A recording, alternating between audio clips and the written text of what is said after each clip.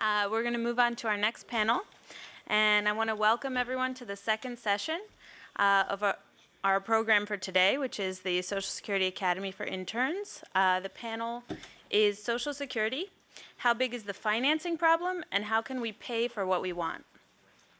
My name is Julia Harris. I'm a NASI intern for the summer, working at Academy Health. I'd like to briefly introduce our distinguished panelists for today. We have Stephen Goss, who is the Chief Actuary with the Social Security Administration and a member of the National Academy of Social Insurance. He joined the Office of the Chief Actuary back in 1973. We're delighted that he could be with us today. Still And, alive? and next to him, we have Ben Veghte, who is Income Security Research Associate at the National Academy of Social Insurance. Before coming to NASI in November, he spent 12 years conducting research and teaching political science at the Bremen International Graduate School of Social Sciences in Germany. And I want you to look at their full bios, which are in your packets. Following the presentation, we're going to have time for questions. Please find someone with a wireless mic if you are interested in asking a question. And I'm going to turn over now to Mr. Goss. Thank you. Wow, thank you all for being here. This is great talk to the young judge. First, a real quick question. So how many people here were born before 1973? Anybody? Just a couple. It's okay. I kind of figured that. So anyhow, that's why I have these. The reading glasses. One day you too, from spending too much time on the computer, we'll probably have to have them too. It's great how you can learn stuff all the time. MTV, gee, I thought it was just about Bill Clinton talking about his undergarments, and about MTV Unplugged with people like 10,000 Maniacs and Sting and stuff. But to find out that there's that they do medical science shows too. That's with holistic medicine. That's pretty good. I wasn't aware of that. So there's always something. Keep your ears open. Well, there's been a lot of discussion so far, and it was great to hear Joni, Scott, and Kathy going through it, and Kilo was on before that, and I'm sure imparted lots and lots of great information to you all. So Ben and I are going to try to follow up and tell you a little bit more. Much has already been said about the status of Social Security financially and its interaction with the budget. I'm probably going to just hit a little bit more on that. We'll try to fill in some gaps and expand a little bit on some of the things that have already been said. First of all, just there we go. Okay, it loads up. This is just kind of a little idea of sort of the points that I would like to sort of put across to you in the 15, 20 minutes that we've got here. What's the system? You've already heard quite a bit about that. What is solvency? What does that mean for Social Security? Sustainability, a new term that has gotten much more play in addition to the solvency concept. Solutions. I think Ben's going to hit mainly on the solutions. I won't really spending a lot of time on that. So the system, what is it? You've already heard. People think of it as mainly retirement system, retirement benefits. The first monthly retirement benefits started getting paid out in 1940, even before I was working at Social Security, believe it or not, which is, actually our first, not our first chief actuary, but one person who passed away recently, a guy named Robert J. Myers, did start working at Social Security before there was a Social Security back in, I think, 1934, before the act was enacted in 1935. So there have been actuaries involved and implicated in this from the very beginning, including also Hayworth Robertson, who's one of my predecessors as chief actuary at Social Security, plus several other people here from the Office of the Actuary, Alice, Karen, Chris. We're just like, oh, look out, actuaries, we're going to come and get you. So, or at least come and get you and give you good information at the table monitors. So where are we going here? Let me share with you beyond, let's see here, the test. Can we go back? Yes, okay. The arrows on the computer itself can go back, even though this little guy up here apparently can't. So in addition to the retirement benefits, which we think of mostly, about 15% of all the benefits paid out of Social Security are from the disability insurance program, and another 15% are paid out from the survivor program. So it's not all retirement. And that's important to think about. One thing that people are aware of and talk about a lot is that there are certain segments of our population, like men, who don't live as long as some of the other segments, like women. And therefore, you might think in retirement benefits, men are going to get a lousy deal. Well, men do have a higher rate of disability. This is true in a lot of racial ethnic areas too, where some groups may not live as long as others. The groups, interestingly enough, that tend not to live as long tend to have higher disability rates. So when you look at Social Security as a whole, the kind of return that people get in their benefits is more similar per what they put in than you might think if you're thinking just about how long people live across gender and racial and ethnic lines. One of the real hallmarks of Social Security probably is the nature of the benefits that are provided. The nature of the benefits provided across generations, from like the older folks that might start getting benefits pretty soon, going way back to the people who started getting benefits even years ago, and then the younger folks like you will get benefits in the future. The way the program is set up, it's set up so that the benefit levels for people at a given strata in the earnings, if you like, at the midpoint in the earnings levels or whatever, it tends to grow with the average wage in the economy over time. And the effect of that is that it tends to mean that the amount of benefits you get in relation to the earnings level that you had while you were working tends to be fairly constant, all else equal, under the program. And that's sort of a design parameter of Social Security, to have what we call relatively constant replacement rates. The replacement rates, and I don't know if you all have this in a handout or you'll get it later, but this particular graph really kind of tells the real picture of what the benefit levels have been worth to people over time. And we've shown these little graphs here as these things we call replacement ratios. The level of the benefit you get if you start receiving benefits at age 65 in this instance, divided by what your lifetime average earnings level has been. And you can see for a person who's a relatively low earner, we've got in here who in 2010 that would be an earnings level on average of about $20,000 a year. That's at about the 25th percentile, roughly speaking, for all lifetime earners. You would get, going out in the future, roughly a 50% replacement rate. That is, that your monthly benefit would be worth about half of what your average earnings level had been over time. So if you're at that level, you better, save something else. You better hope you have some additional pension from your employer. Well, you've always had this concept of the so-called three-legged stool, which you've probably heard about. Social Security, your private pension from your employer, hopefully, even if it's just a 401k, and in addition, save some stuff on the side for yourself. So all three of those have to contribute. You can see if you're a higher earner, a person we call a medium earner, which is a little bit above the 50th percentile, that drops down ultimately for retiring at 65 to being about 36% as a replacement rate.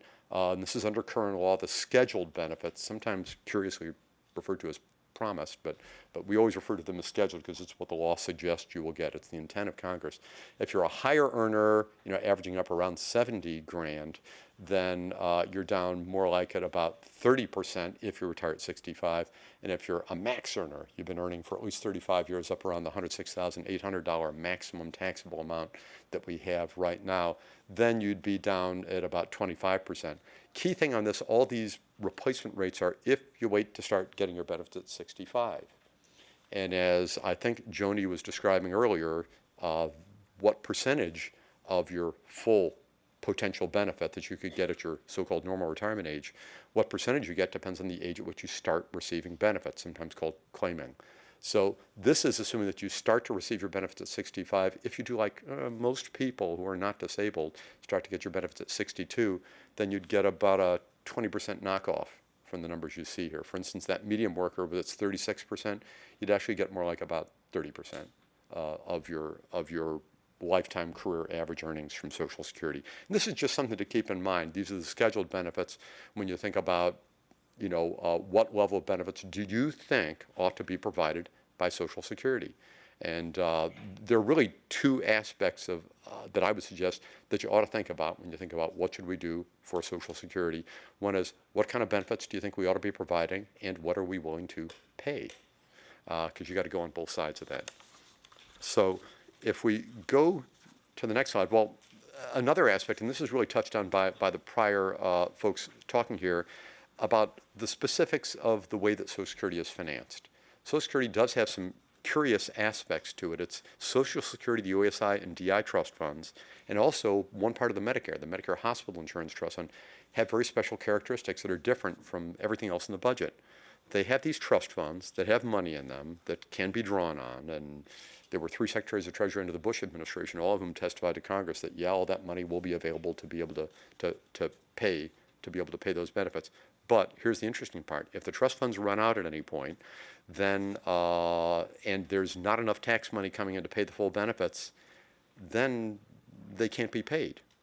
There is no standing borrowing authority for those programs. The rest of the budget, as we all know, how do you run a $1.4 trillion annual budget deficit, as we did last year?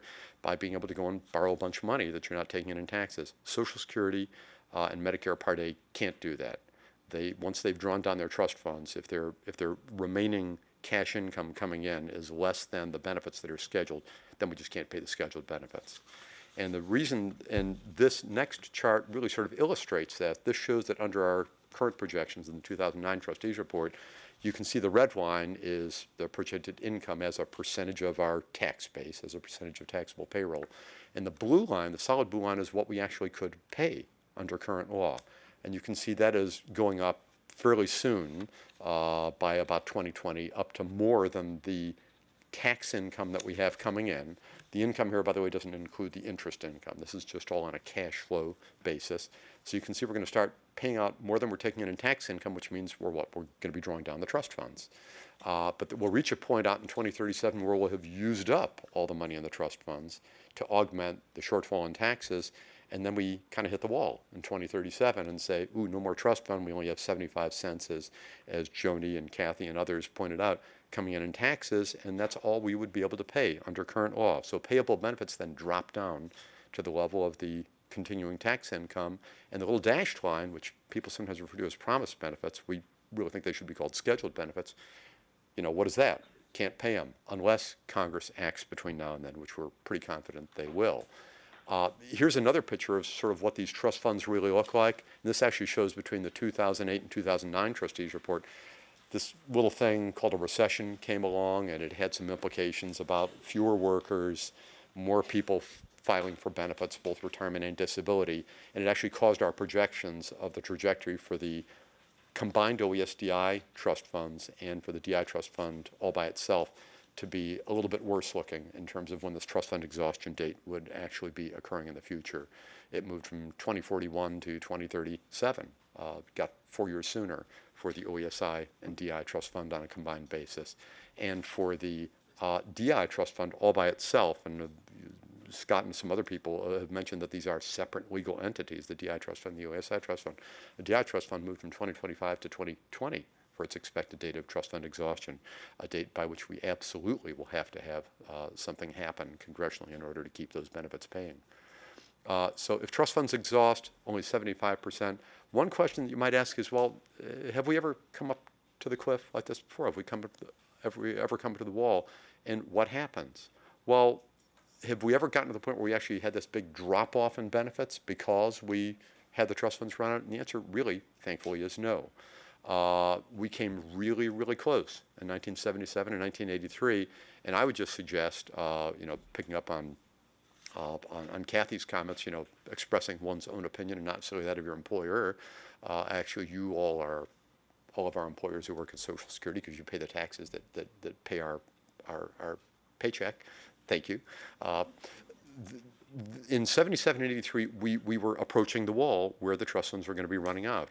And the good thing about financing a program like this is that Congress really understands that if next year the proverbial 90-year-old grandmothers are not going to get their 100 cent on the dollar benefit, they're going to drop down to 75 cents on a dollar, they're not going to get reelected. This is going to be a real problem. So Congress really understands that this is a time you absolutely have to act. They can't deficit spend to keep Social Security and Medicare Part A going. They really have to do something. And that, you might think, is a good thing because it really does force action. And it has. If you look at this particular chart, this shows historically what has happened with the annual cash flow, the difference between taxes coming in and expenditures from the Social Security combined trust funds. And you can see we've had periods in the past where we had more money coming in that was going out, and that's a period when we're building up the level of the trust fund. And you can see that was happening leading up to 1972. In 1972, around then, we had these little things like those oil embargoes and big price inflation, and lots of things happened with the Social Security benefit formula where the benefits just started getting a little bit out of control. And so we had, in things, you can see what happened to this cash flow by 1977. Things were really getting out of control, and the costs were going way beyond what the tax revenue coming in would support, and we were eating up the trust fund. The trust fund was just going away. There were amendments in 77 that made a big change. We were close to exhaustion. And there were further amendments in 1983 when we were literally right at the doorstep of the trust funds running out. Congress had no choice but to act, and they did. Well, since then, they made such big changes at the time and such front-loaded changes that we've actually been having surpluses coming in, more taxes than we've been having in expenditures for quite a number of years now, 20 years. And that's why this trust fund amount has grown up to $2.5 trillion, as Kathy and others have already indicated. So what does the future hold? Well, the future holds that after not too long, because the baby boomers are going to retire, and because the baby boomers had a big failing that they, well, or failing or not, fact, they had fewer kids than prior generations. And the fact that baby boomers themselves had fewer kids than prior generations, there are going to be fewer younger people like you following in their footsteps to help pay the bills when they get old. So this is what it looks like when that happens. With the tax rates we have scheduled and the benefits we have scheduled, we're going to start having less money coming in than we're scheduled to be paying out. And you can see until we hit the point where we go to the little dashed red line, the trust funds are there to help augment the taxes and to be able to pay the full benefits. When we hit 2037, though, that doesn't happen anymore. And what actually happens is the cash flow for Social Security would, under current law, have to jump back to zero, the net cash flow. Social Security, under current law, would not be able to be running cash flow deficits at that point because we wouldn't have the trust funds to be able to support it. So let me just hit on the idea of sustainability, because as you're looking this afternoon and in not too long at options for fixing these shortfalls for Social Security so we don't hit the wall in 2037, there's another concept that's really gotten to be very popular lately. Solvency is the idea of, do we have enough money to pay the benefits today? Sustainability is, are we on a trajectory that it looks like the system is going to be able to be financially stable and solvent into the future? And this picture, Kathy, I think, pointed this out before. Her favorite way to put it, and our favorite way to put it too, is to look at the cost and look at the scheduled revenue under Social Security as a percentage of gross domestic product, total goods and services produced in the country. This is especially useful because you want to compare Social Security to other programs that are not financed by payroll taxes. They're financed out of the general fund or whatever. This tells you how much of the whole pie of the output of the country, everything that we all produce, has to go to finance Social Security. And you can see over the historical period, it's been at about the 4.5% Kathy was talking about, and we're projecting it'll go up to a little less than 6%. So the real question is, from sustainability of Social Security, is, well, this is not the curve that sort of goes up to the sky. There is a level shift here. And the question is this sustainable? Is it something really that the American people are going to want to pay the extra money to go from 4.5% of GDP up to almost 6% of GDP to maintain the level of benefits scheduled in current law? And that's really a decision basically that has to be made. Do we want to put more money on the table to keep the level of benefits currently scheduled? Or do we want to say, no, 12.4% of payroll is really what we want to pay. That's in the sweet spot. And we don't, so we're willing to trim back the benefits in one shape or another. It's just the decision our elected representatives are going to have to make. And you all will speak today, and hopefully will continue to speak and give them your thoughts and views on that. Why have we really had this shift going on? You've probably heard a lot about this worker to beneficiary ratio, and have almost 3 minutes left, so I'll try to be quickly through a couple of these. The worker to beneficiary ratio is really, really critical, because Social Security, again, when we pay the benefits out to people, we get the money basically in that same year from the workers. Ever since 1975 up through 2008, we had basically 3.3 workers for every beneficiary. That's fine. And we were doing fine. We were building the trust funds, as you saw, with our 12.4% tax rate. Over the next 25 years, that's going to change, because the boomers are going to retire, and they're going to be followed by generations that came from lower birth rates. And that's going to just shift this ratio down to like about 2. And by 2035, it's going to be about 2 and pretty much stay there. It gets a little bit worse after that because of aging, because of people living longer. But the shift here, you hear a lot about, oh, we're all getting older, we're living longer. That's true. But the big jump here, the level shift in this, is because the birth rate dropped. So just keep that in mind when you're thinking about the solutions that you might want to consider. The birth rate dropping had a big impact on this. Just an example, right now we pay about $1,000 a month to our average beneficiary. If there are 3.3 workers chipping in on that, that's $300 per worker they're putting up to help pay that beneficiary's benefit. If we keep the benefits at the same level that we have scheduled now, and there are only 2 workers for every beneficiary, that goes from $300 to $500 per beneficiary. So really, this resolves down to a kind of a simple question. Are the workers going to be willing to pay $500 instead of $300 in order to keep the benefits at the same level? Or are they going to say, nah, we still just want to pay $300, and you're going to have to take a haircut, as people sometimes say, go from $1,000 down to $600 in terms of the benefit level, or somewhere in between, which has been sort of the standard solution. Real quick item here, focusing on the red line here. 1 minute. Okay, focusing on the red line, just to understand why this aging is happening and how it's happening. If you look at this age to dependency ratio, which is the ratio of the number of old folks, 65 and over, to the number of working age folks, that's been just about constant since 1975. But you can see between now and 2030, 2035, it's going to be going up. We also put a little dashed line in there that said, what if there was no increase in life expectancy at all over that period? And it's basically the same. This helps illustrate that it's the birth rate change that's really doing it. And you can see further about how this is a level shift. And then the next, well, let's see. Okay, I thought we had this in here. Well, you can see that it's what's happened with the birth rates. The birth rates, basically, the red line is sort of an adjusted version. We won't get into that because there's no time. But you can see birth rates have been effectively at about 3 kids per woman historically, and we're going to drop down to 2 kids per woman. Just happens coincidentally to line up with this worker to beneficiary ratio change. And that shift, you can see again, shifts our ratio of workers to beneficiaries as we move through. So the bottom line is we've got this 2% of payroll actual deficit, as Joni and others mentioned. We want to get to sustainable solvency. How are we going to do it? Really, what we have to do on this is to either make a modification in the benefits that are scheduled, or in the taxes that we're willing to pay, and that really is the choice that our 535 elected representatives have to make with the help of your advice and guidance. So, thank you very much, and look forward to discussion.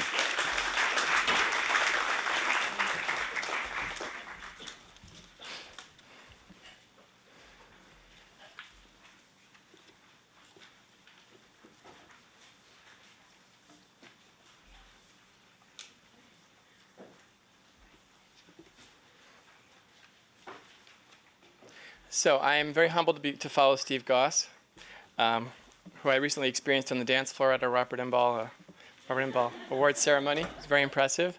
Ben was burning it up. As it was the entire generation over the age of 35, which is, I learned this morning from my daughter that anyone over the age of 35 is old. And her empirical evidence to support this claim is her own mother and father. And they apparently changed at age 35. So it's close to your 1973 dividing line there. So it's fantastic to see your generation here interested in social insurance, interested in Social Security policy. This is a policy which we at NASI claim is not in need of modernization. It's a very modern policy. It adapts with the times, and fits very well into a capitalist economy. So, there are obviously needs for minor tweaks to the program, but it's exciting to see that so many people are interested in constructively approaching the challenges which are before us and which have been described by our previous speakers. My presentation will rely heavily on the NASI report, Fixing Social Security, which I know most of the interns have looked at prior to today. Especially page 28 to 30 provides a table, 3 tables which summarize the reform options which are extant in the public policy community, which Steve's office has been kind enough to cost out for us in terms of their impact on the long-term Social Security shortfall as a percent of taxable payroll, which is the metric we're going to be using today during the interactive activity to measure the costs of certain options and the degree to which certain options would enhance revenues. Just a note on that, taxable payroll, I believe, correct me if I'm wrong, is about 1/3 of GDP. So if the long-term Social Security projected shortfall is about 0.7, 0.8% of GDP, and it's about 2%, 3 times that of taxable payroll. just so you can keep those numbers straight in your head. But today we're going to be using taxable payroll numbers because that taxable payroll is the financing basis of Social Security. So it makes sense to talk in terms of that metric.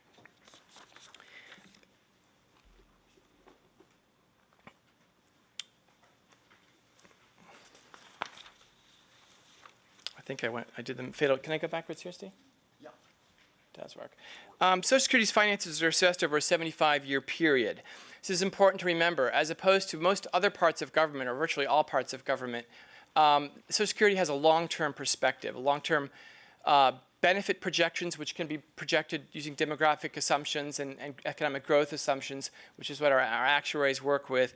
And what we need is a long-term financing plan to match the long-term projected expenses of the program. So that's the challenge you're going to face in the interactive activities, to come up with such a long-term plan.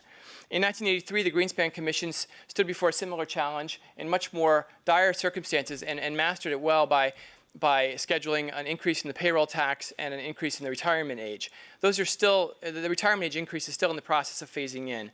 And those stabilized the program for most of the baby boom generation's retirement. And the current challenge is to do similar reforms which would stabilize the program well beyond the baby boom generation's retirement. These points have already been covered before, but just to give a quick overview of where the program stands right now, it currently has reserves of about $2.5 trillion, which is money that's been saved for the baby boomers' retirement as a result of the 1983 Greenspan reforms. Those reserves are expected to increase. We don't know exactly how much they'll increase or in what year they'll peak out. These estimates were from last year. We'll find out in a few weeks what the new estimates are. But they're still going up, and they'll be going up for another 5 to 10 years. And the program its reserves will be exhausted around 2037. At that point, it can still pay 75% of benefits, roughly. So our horizon is trying to come up with reforms that phase in such that by 2037, they can get the program back on balance. And obviously, the earlier you start doing the reforms, the better, the easier and less painful they are to get the program back in balance by then. So why should we consider also adequacy and not just the financing of Social Security? Most of the discussion in the media and even in the National Commission on Fiscal Responsibility and Reform has focused on the financing of Social Security. But adequacy is also an aspect which should be considered. In any public policy program, in any evaluation of public policy, you talk about cost-benefit analysis, and you analyze programs based on what they're trying to achieve, not just on how much they cost. For example, education policy has certain metrics and goals it's trying to achieve. You talk about the goals versus the costs, and you evaluate that to see how successful programs are and to plan future reforms. So half of this equation of reforming Social Security should focus on how well the program fulfills its goals, namely providing adequate benefits for retirees. And I'm going to focus on retirees here. As Tony Lavery said, right now, 2 in 3 retirees get half or more of their income from Social Security. So, most retirees are heavily dependent on it for their income. Almost 1 in 4 get all of their income from Social Security. So, in cutting their benefits, you have to take that into account. And obviously, it'll play a major role.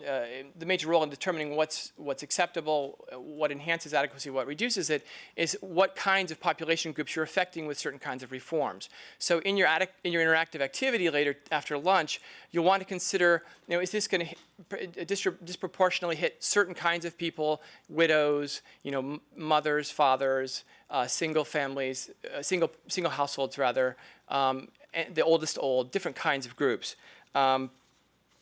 We know, though, that as people get older, beyond the age of 65, their resources decline on average. So the oldest old, whether you look at, say, after age 80 or after age 85, are extremely dependent on Social Security. Income and the prevalence of poverty among the aged rises. We know that in 2008, median income of those 80 and older was only $19,412. And 20% of those 80 or older were poor or near poor, even by our current very stringent poverty measure. There are several reasons for this. For the oldest old, their savings deplete. So maybe you have a 401k plan, or maybe you have other savings, or you inherited money or something, some other source of savings. And that money is going to deplete as you get older, obviously. If you had a defined benefit pension, they're typically not adjusted for inflation, so those will decline in real value over time. Your healthcare costs go up as you get older because you're going to have more ailments. So for all these reasons, the oldest old require more money. And of course, your spouse can die as you get older, and leaving people as widows or widowers in worse financial shape. So all of these are risks associated with the oldest old, which make them a group perhaps that you might want to target for benefit improvements. Another group which many think are currently underserved by the system or perhaps have a gap in the adequacy of their benefits are widowed spouses. This is a complicated issue, and it's described well in the fixing report. But we know that median income for unmarried women is about 30% less than that for the elderly as a whole, and the vast majority of those unmarried women are widowed spouses. On average, for widowed spouses specifically, whether they're male or female, on average 46% of their income comes from Social Security, and 23% are poor or near poor. Footnote 6 of the report explains how the benefits are calculated for widowed spouses and the inequities that currently exist in that calculation for some groups of spouses. For example, if two members of a couple earn roughly the same amount of money, they tend to be worse off in the widowed spouse benefit than if one earned a lot of money and the other didn't. So the system seems to be modeled on the old model of a single breadwinner.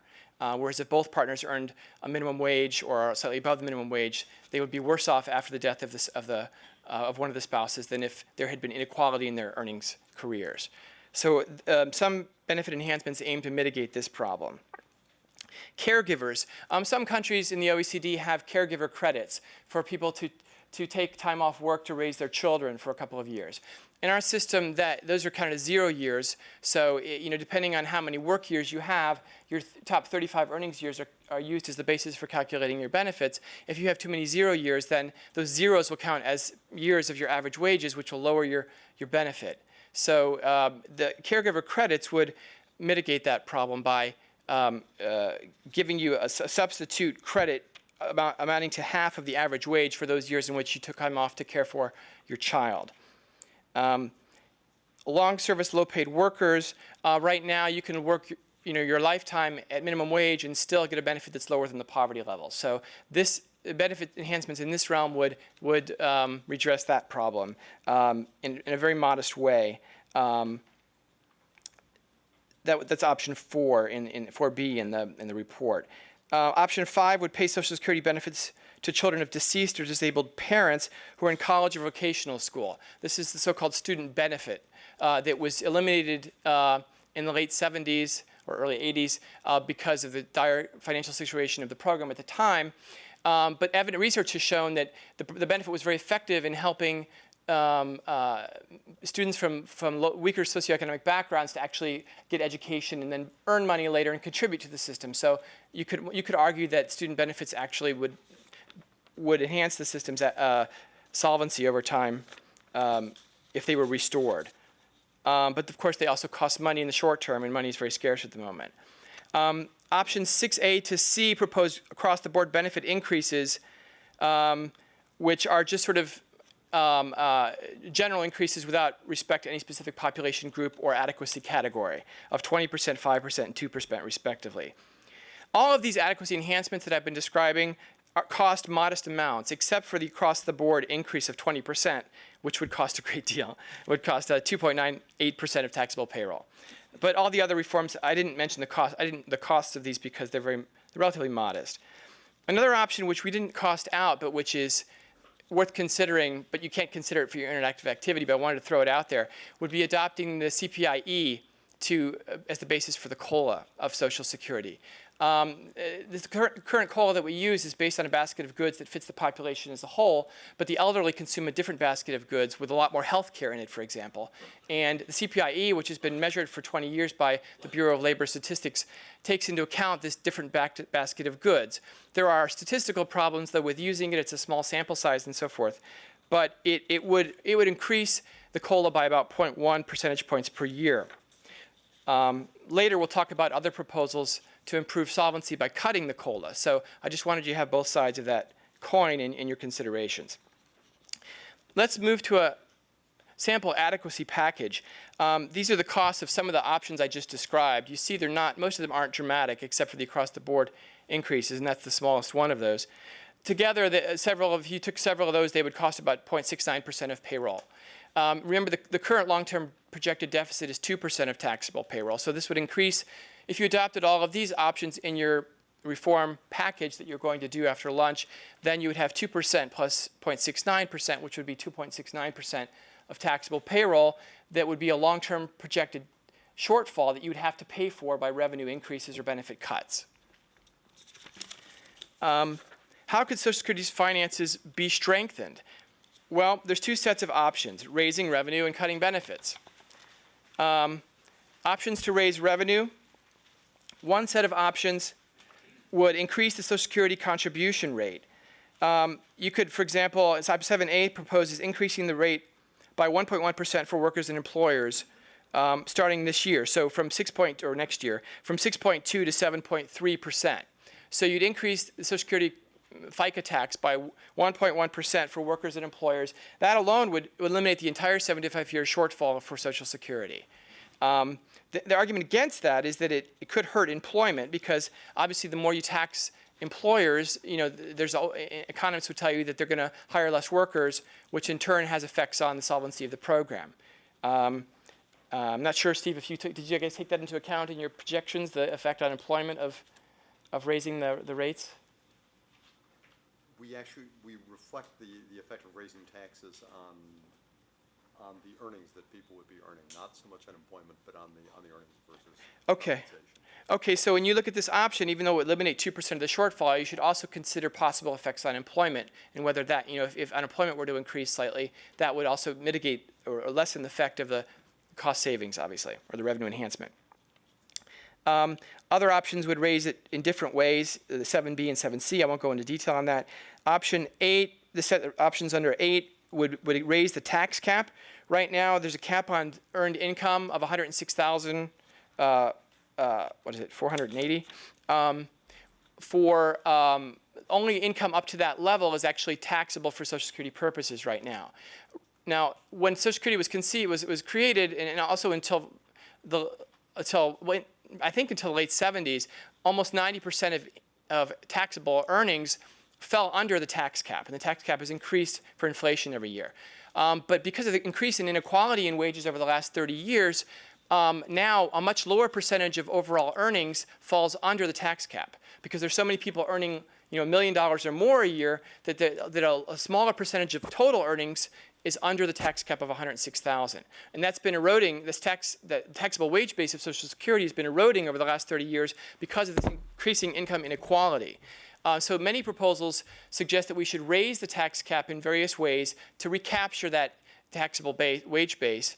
And there's a variety of proposals in fixing report. I won't go into detail on those, but they're all in the report. Another set of options would extend Social Security coverage to newly hired state and local employees. That would save money over the short term of 75 years because you get new workers covered and they pay into the system. They pay more in for many years than they get out. But ultimately, those people retire and start collecting benefits. So over the long term, the cost savings of the first 75 years, which are 0.17%, might be balanced out, but it would help us out over our medium-term problem. Option 10 would treat all employee payments into salary reduction plans like 401ks.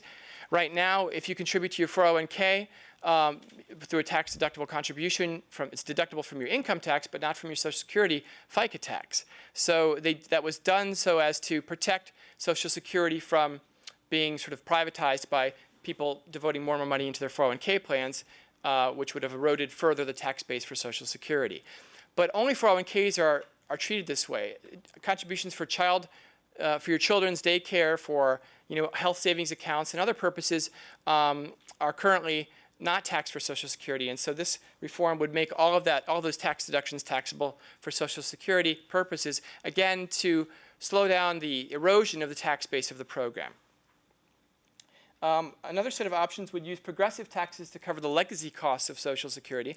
The legacy costs are the costs from the early part of the program, the early years of the program, when because there was a Great Depression and many people were in need and very, very deserving of benefits because they'd fought in World War II, they'd fought in World War I, they'd survived the Great Depression, they'd fought in World War II, and we wanted to give this generation adequate retirement benefits. And so the program gave them benefits even though they hadn't paid in long enough to actually have earned them.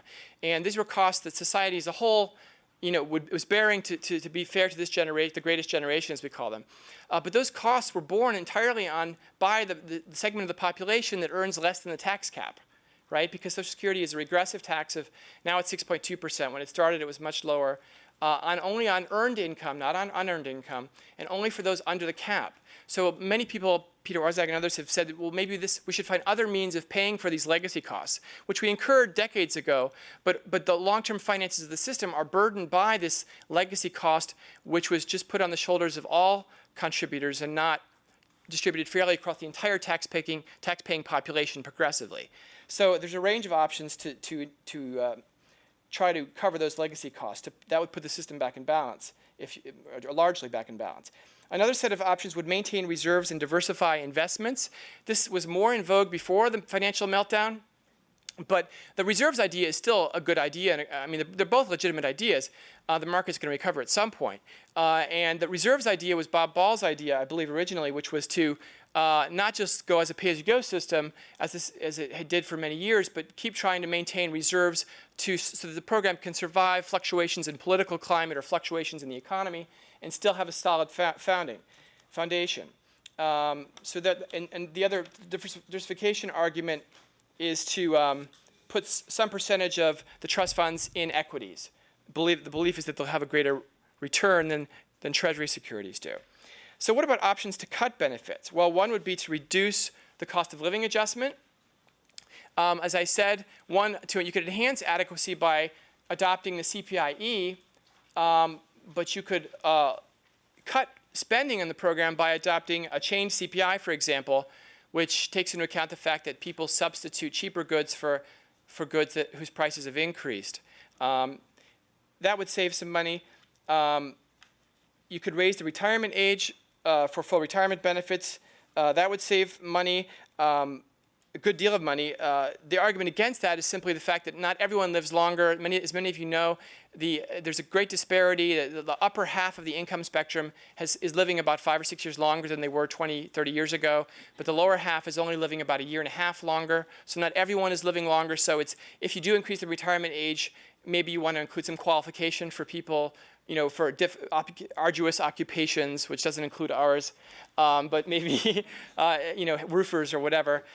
These are things, by the way, when you come up with your packages, feel free to not just stick to the options we give you. You can also mention qualitative suggestions for, say we would do this reform, but also, make an adjustment or have an exclusion for certain kinds of workers, et cetera. Feel free to do that. Another option is to lengthen the career earnings averaging period. That would say not only your top 35 years are counted to calculate your benefit, but maybe more, 38 or 40 years. That would lower spending, but it would hurt those people who take a lot of years out of the workforce in order to care for a child or do other things, care for a parent or whatever, go to Europe. Some sample I know I'm running out of time, but this is a lot of detail to cover. I'll just try to quickly go through because this is important to your solvency exercise in the afternoon. Some sample solvency options from the ones I mentioned are listed here. That's how much they would cost. If you want to enhance benefits, this is how much some benefit enhancements would cost. You take the 2% current deficit that's projected for the 75-year period and add the cost of certain benefits, you get to 2.69.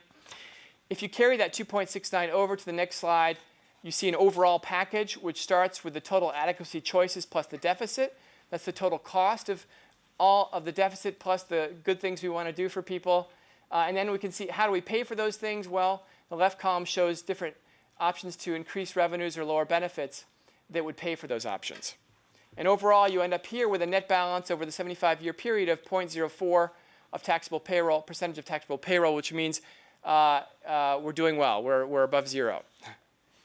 So overall, your challenge this afternoon is going to be to craft a package of revenue increases and benefit enhancements and cuts, which somehow which balances the trust fund to over the 75-year period to zero, which balances their income and revenue over the 75-year period, but does so in a way which takes into account the implications of these reforms. For example, how you affect different population groups, sort of the distributional effects on African Americans, Hispanics, whites, men, women, old, young, so forth. And the other consideration is how would it affect the economy, how would it affect employers, how would it affect employees if they're taxed more, if they're forced to redistribute more income over their life course from their working phase to their retirement phase and so forth. So those are considerations you need to take into account when you're crafting your package. But have fun with it. You don't have to stick entirely to our options. The main thing is that you become creative, that you're inspired to come up with new ideas and new solutions, new packages that make sense. Thank you.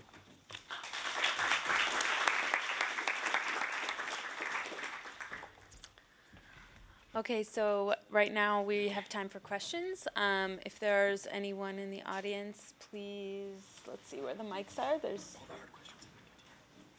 Okay. Yeah. Hi, I'm Brian from OSHA, and I know you talked a little bit about targeting the oldest Americans. I know in the recent healthcare debate there was concern about like end-of-life care and how much money is being spent like in the last 30 days of life. So is there any concerns on that side in Social Security when you think about changing benefit levels for the oldest Americans and what's appropriate for thinking about benefits and just concerns in that area? Yes, is this working? Yes. Good. Well, certainly, I mean, that's the most of the Sorry? There you go. Now it's on. That's most of the rationale for enhancing benefits for the oldest old is that their out-of-pocket health care costs are going up and long-term care costs. And so the net Social Security benefit they have as disposable income after deducting their Medicare Part B premiums, for example, and their additional out-of-pocket health care cost is much lower. It's becoming lower every year, so real benefits are going down. That's the argument for enhancing benefits.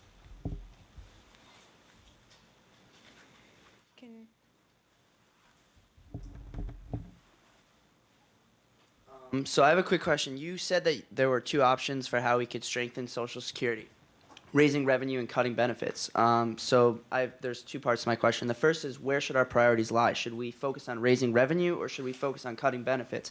And if we're going to focus on cutting benefits, you were talking about increasing the retirement age. I asked this earlier. Is there a figure on how much savings we could generate by raising the retirement age? Yes, that is costed out in the fixing report in the options. If you look at page 28 to 30 in the tables, under the options for raising the retirement age, which are options 16 A to C, they cost each of those out. And I'm sorry, what was the rest of your question?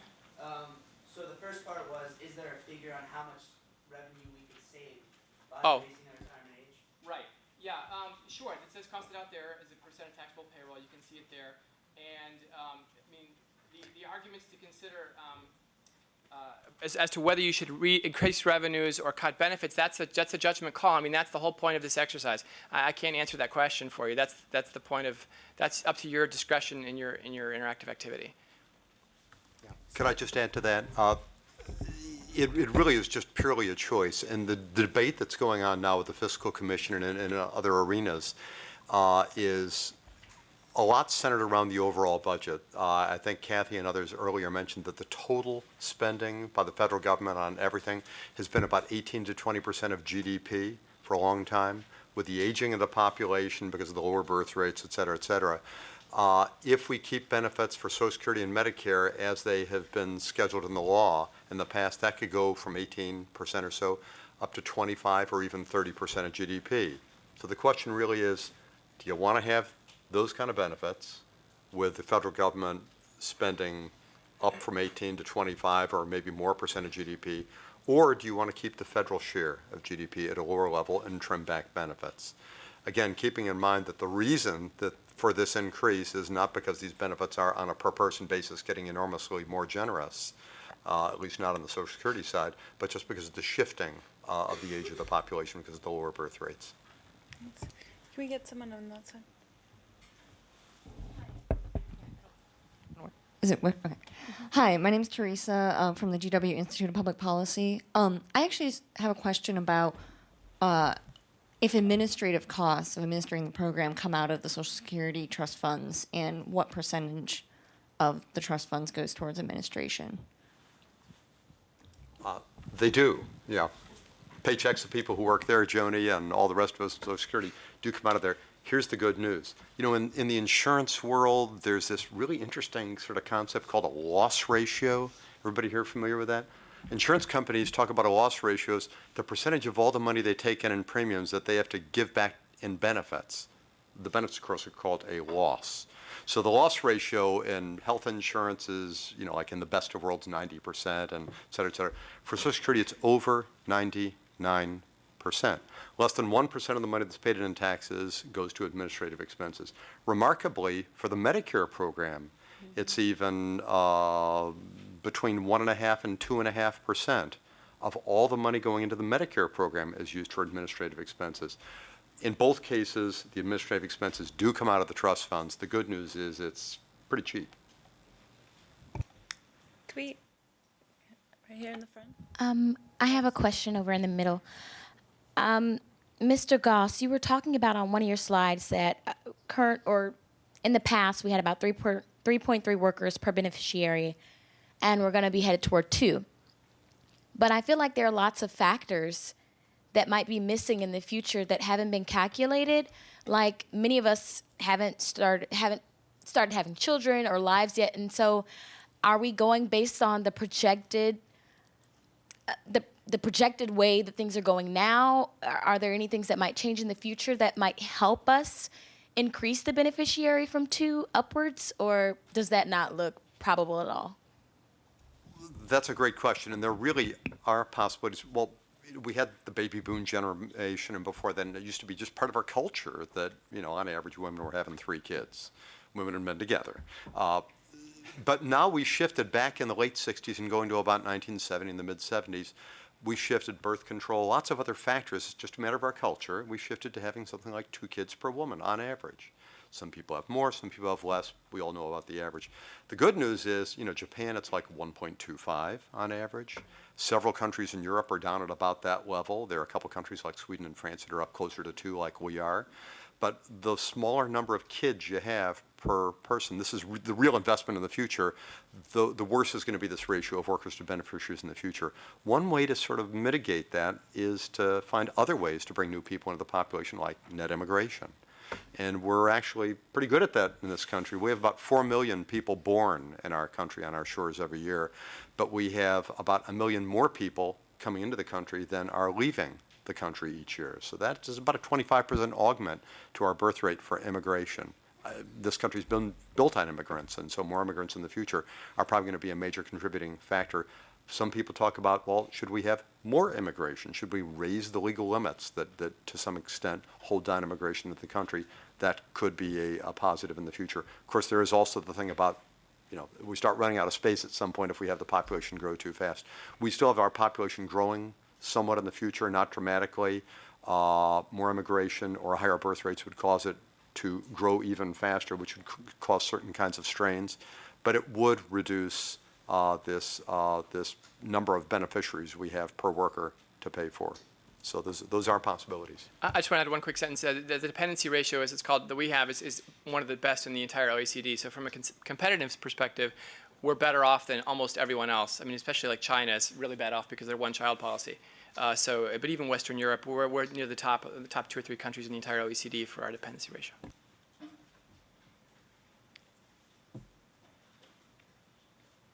Hi, my name is Andrea Imhoff, and I'm a volunteer with DC Rape Crisis Center and have a penchant for disparities policy. My question is for Dr. Goss, or Mr. Goss. We learned in a previous presentation that earners that make roughly 100K pay the same amount in as people that make 5 million. And so I was curious to know if there's got to be a wealth component that we can tap. And my thoughts are that if we tap wealth, that we could use that to correct for the disparities we see that are recreated in Social Security, specifically for women, people of color, woman-headed households, and the disabled. So why aren't we tapping wealth? It's a great source of, I mean, it's not income exactly, but it's a great source of money to bring into Social Security. Well, the answer is kind of yes and no. But well, first of all, one little clarification: people make 100,000 or 106.8 versus $1 million a year, and there are people in both those categories. They pay in the same amount, but they also get the same benefit. They get the same monthly benefit. So the level of benefit that you get is attuned to the level of earnings upon which you were taxed during your lifetime. Clearly, you can make the case that people, even though they weren't paying taxes on more than 106.8, if they made a lot more money than that, they can better afford to pay more money in. And that is part of the reason for the consideration of maybe having the taxes go to higher earnings levels. It wasn't that many years ago that the Medicare program was faced with the same situation. It used to be the 2.9% Medicare Part A tax was only up to the same tax max that we have, and it was unlimited. Up to any earnings at all. Bill Gates pays it on all his money. And there were no incremental additional benefits provided. So there is that possibility. There is one place in which actually your wealth, your assets really does come into play in terms of the sort of net benefits that you actually get. Because we did, starting in 1984, have taxes on Social Security benefits, retirement, disabled, survivors. And the way that the tax works, it looks at your total adjusted gross income plus more. So that if you have a lot of wealth, if you have a lot of unearned income coming in, you actually will have a higher marginal tax rate on your taxation of benefits. And in that way, have more of a reduction in your benefits. And the good or bad news is all the money that is reaped from taxing Social Security benefits comes back either the Social Security trust funds or the Medicare Hospital Insurance Trust Fund. Could there be more means testing? There could be. Advocates of Social Security have historically pushed back against that possibility, largely because it's been argued that Social Security should be an earned right. You paid in, you should be able to get the benefit back. And there's been some concern about if we make it more and more of a welfare program by having it really means tested as opposed to just tested against the level of earnings you had during your prior history, that it might weaken the broad general support for the program. Yeah, I just want to add two sentences to that too. Is that there are certain core principles of social insurance, and one of them is the earnings relatedness of benefits. So that's what makes Social Security a middle class program and not a welfare program. And traditionally in this country, when countries become welfare programs, they become ended as we know it. And so politically, you have to take into consideration when you're doing your packages that if you were to sort of tax everyone very highly, would the program survive? Would it even be here 30 years from now? So would there be a political reaction against such a tax increase? So you have to consider that dimension as well. We have time for one more question, so did you? Oh, okay. Hi, I'm Daniel Marins. I'm a NASI intern at Social Security Works. And first, Dr. Goss, I want to thank you because we use your data all the time, and and it's great that you're here. And I'm just an actuary, not a doctor. Oh, sorry. My question is, I guess, directed to Mr. Goss, and of course you can respond as well. What role do sort of impartial civil servants play in the way that we make these projections? Because I know recently the Fiscal Commission hosted Douglas Elmendorf, and he, I think at the behest of one of the members, drafted an alternative but long-term budget outlook, which assumed things like that the Bush tax cuts would be renewed indefinitely and across the board, and that the second decade of healthcare reform savings would not materialize for political reasons. I think if we could extrapolate that, let's say, to Social Security, what responsibility does the Social Security Administration have to entertain more optimistic alternative scenarios, like that income inequality, if proper policies were implemented, could be reduced, and that somehow that would make the tax cap less problematic as a revenue stream, et cetera, or that certain economic policies that would increase productivity as it relates to inflation, would then also increase revenue. So I wanted to know how you felt about that. Well, first part of the question, the responsibility that civil servants who try to do these estimates, both we at Social Security, the people at the CMS for Medicare, and the folks at CBO and the folks at OMB for that matter. I think all the people who do these estimates really take it seriously to try to be objective and straight on this stuff as best we possibly can. We actually work under assumptions put forth by our trustees who are elected officials of the government, but I've got to tell you, it's remarkable that when they put the hat on as trustees, they've been really good, and we try to nudge them along to try to make sure that the assumptions really are reasonable going forward. And we refer to our intermediate estimates as the best estimate, and we think they really are very, very good estimates going forward. As far as different scenarios going forward, we didn't talk about them here. We have our intermediate estimates, which I think you'll be working from. We also have a high cost and a low cost. I think Ben sort of referred to that. We also do a stochastic projection, a probabilistic sort of fan chart. You've seen those. So we've got all kinds of ways of showing the uncertainty and the way things might work out. There are circumstances under which the current 12.4% tax rate could turn out to be enough. You know, we already know that the birth rates ever since the mid-1970s have dropped down to 2. They were even less than that for a while, so this is in the bank at this point. We're pretty certain that we have a significant and a very substantial level of shortfall facing us in the future. Very low probability that it will turn out to be not a problem. And I guess the good news, and I can remember Bob Ball saying this, that if we do make changes and it turns out, in order to make people have greater assurance that the benefits will be there in the future and not think that we're broke and that there won't be any benefits, and it turns out wonderful things happen. The economy turns around immensely. All of a sudden, the birth rates go back up. You all get going here and have a lot of kids. If those kinds of things happen, well, we can always go in and lower the tax rates or raise the benefits back up. That's really not a problem, and people would be happy about either of those. The future Congresses would be elated at that prospect. So on that optimistic note, I'd like to have you all join me in thanking our panelists.